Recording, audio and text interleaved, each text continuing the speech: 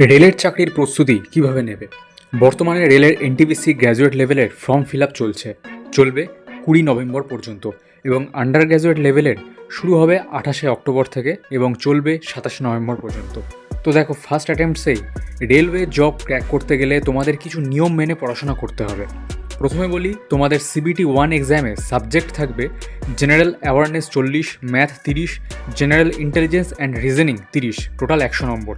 এবং সিবিটি 2তে general awareness 50, math 35, general intelligence and reasoning 35, total 120 number.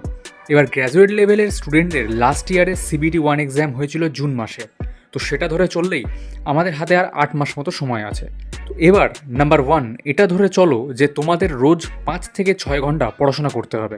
Number 2, প্রথম 1 থেকে 2 মাস তোমরা প্রতিটি সাবজেক্টের বেসিক কনসেপ্টগুলোকে ক্লিয়ার করো, ইউটিউবে ক্লাস করো।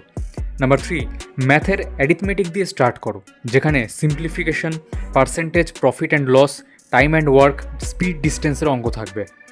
নাম্বার 4, জেনারেল অ্যাওয়ারনেসের ক্ষেত্রে স্ট্যাটিক জিকে দিয়ে স্টার্ট করো। আর বলে রাখি, স্ট্যাটিক জিকে থেকে কিন্তু সব থেকে বেশি কোশ্চেন আসে।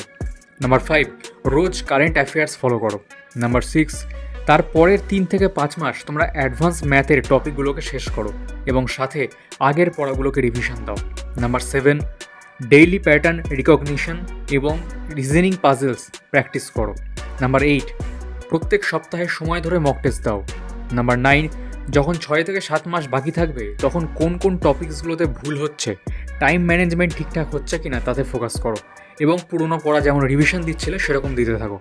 নাম্বার 10, পরীক্ষার আগের রাতগুলোতে তাড়াতাড়ি শুয়ে পড়ো এবং ভোরে উঠে রিভিশন দেবে, প্লাস কারেন্ট অ্যাফেয়ার্স ভালো করে দেখবে। 8 মাসের discipline preparation, smart practice, mock test এবং কনসিস্টেন্ট রিভিশন, এটাই হলো বেস্ট ফর্মুলা এক্সাম ক্র্যাক করার জন্য।